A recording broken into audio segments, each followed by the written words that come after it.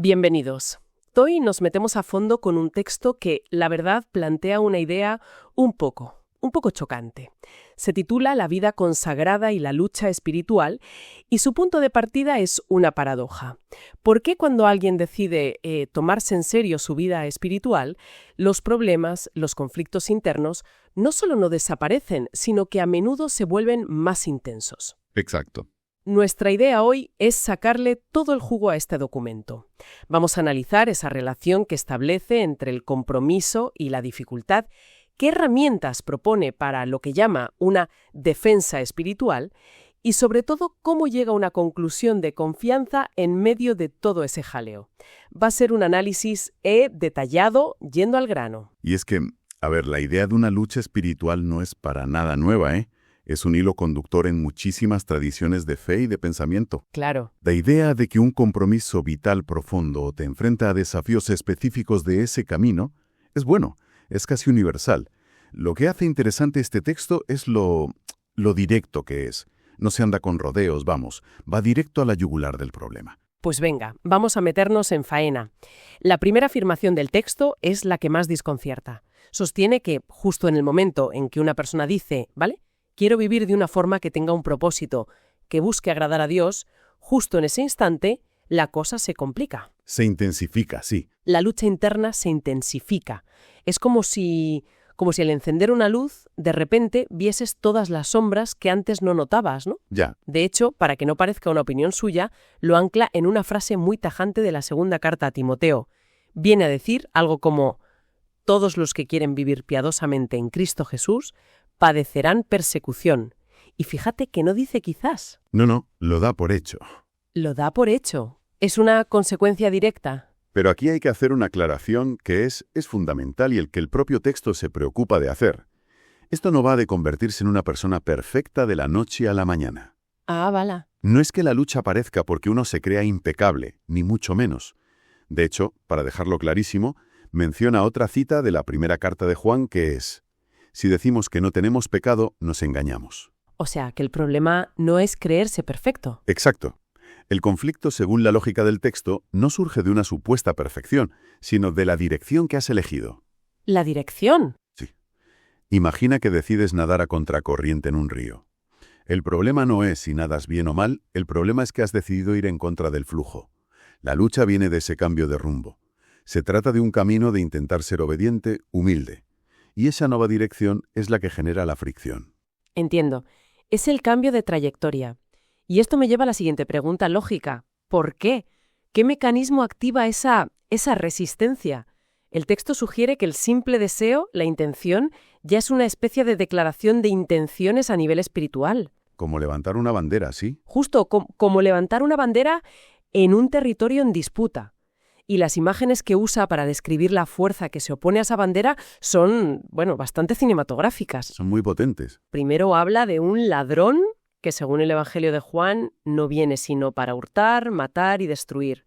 O sea, no lo pinta como un simple obstáculo, sino como algo con una intención activamente destructiva. Sí, la intención es clave ahí. Pero la imagen que a mí me parece más brutal es una que toma del Evangelio de Lucas. Es una advertencia directa a uno de sus discípulos. Le dice: Simón, Simón, Satanás os ha pedido para zarandearos como a trigo. La palabra zarandear es tremenda. Es muy gráfica. No es un empujoncito, es una sacudida violenta que busca separar el grano de la paja, ¿sabes? Desestabilizarte por completo. Es una imagen muy agresiva. Totalmente. Y si conectamos esto con el panorama general, lo que el texto nos está proponiendo es un marco de la realidad donde hay fuerzas espirituales en conflicto. No es un universo pasivo. Desde esa perspectiva, la decisión de una persona de alinearse con Dios no es un acto privado sin más, es tomar partido en un conflicto que ya está en marcha. Te posiciona en el tablero de juego, por así decirlo. Justo. Y por eso, la oposición que surge no se interpreta como mala suerte o una racha de días malos.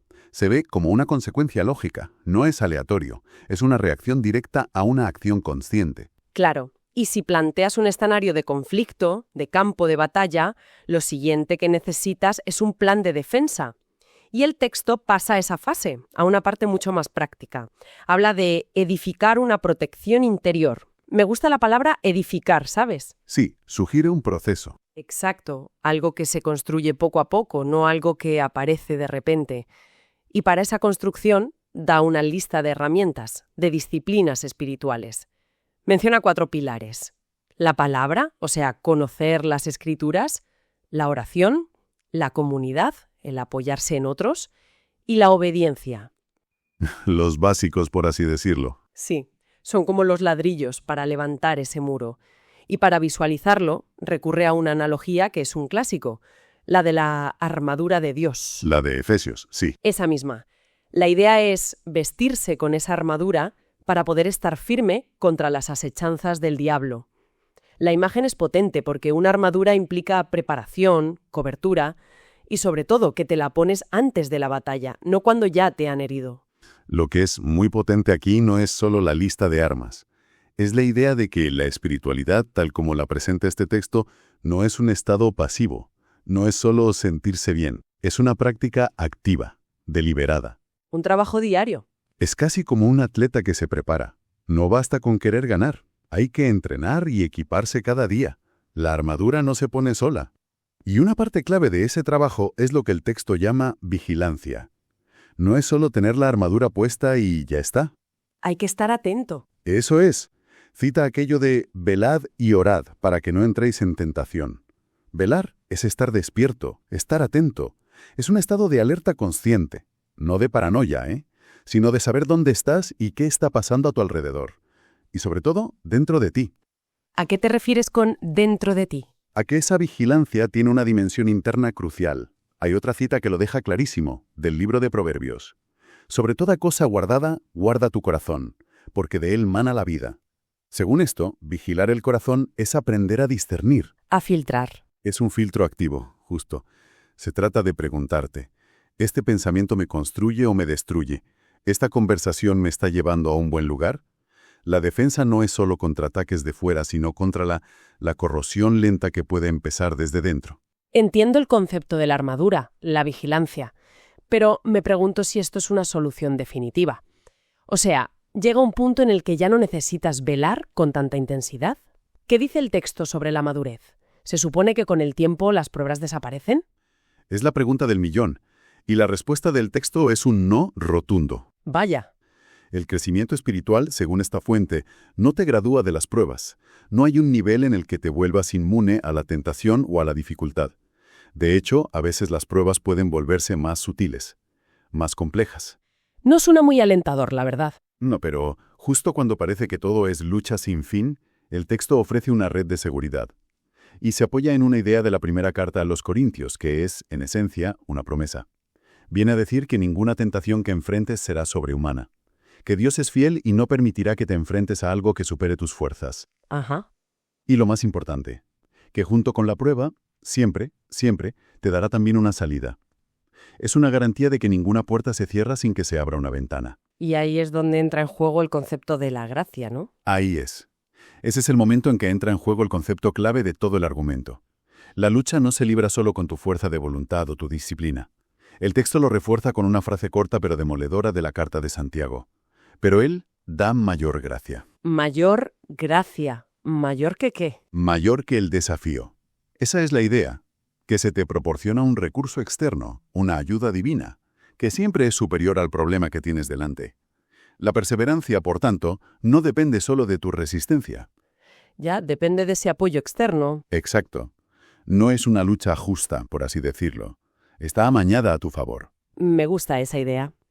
Y eso redefine por completo lo que significa madurar espiritualmente. Exactamente.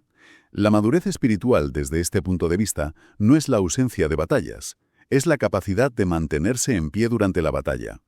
La madurez se demuestra en la resistencia, en aguantar la presión sin romperse, precisamente porque confías en que cuentas con esa gracia mayor. Es la calma del veterano, ¿no? Un poco sí. Es el que ha visto combate antes y sabe que, aunque sea duro, hay un camino para superarlo. Y supongo que esa resistencia tiene un propósito. No es aguantar por aguantar. El texto cierra esta parte hablando de una recompensa. De nuevo, con una cita de Santiago, que dice algo como: Bienaventurado el que soporta la tentación, porque cuando haya resistido la prueba, recibirá la corona de vida.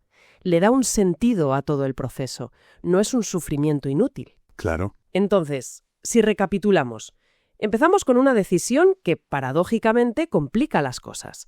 Luego, la necesidad de construir defensas, de estar vigilante. Y después, la aceptación de que las pruebas no se van, pero que hay una fuerza extra. El mensaje final, después de tanta tensión, parece ser de seguridad, pero es una seguridad ganada a pulso. Sí, el mensaje es de confianza, pero matizaría que no es una confianza cómoda. El texto argumenta que es una confianza que se forja en medio de la tensión, no a pesar de ella. No es un «no te preocupes, todo va a salir bien» pasivo. En mi capacidad para usar la armadura, en mi disciplina. No, y ese es el giro final y más importante del texto. La confianza definitiva no está en la habilidad del creyente para resistir, ni en su técnica de oración. Todo eso son herramientas. La confianza, en su núcleo, reside en una única creencia: la superioridad de la presencia de Dios dentro de ti sobre cualquier fuerza que pueda haber en el mundo. Vale. De hecho, el documento termina con la frase que lo sella todo, que es la respuesta final a la paradoja del principio. Viene de la primera carta de Juan y es la piedra angular de todo el argumento.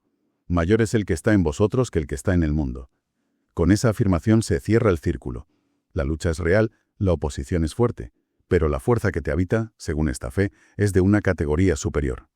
Hagamos un resumen final del recorrido entonces. Hemos visto cómo una decisión de propósito espiritual, según esta fuente, funciona como un detonante.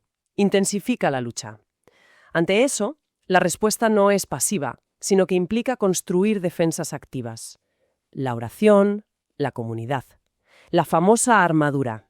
Ajá. Y aunque las pruebas no desaparecen, el texto asegura que la gracia divina siempre da la fuerza para perseverar.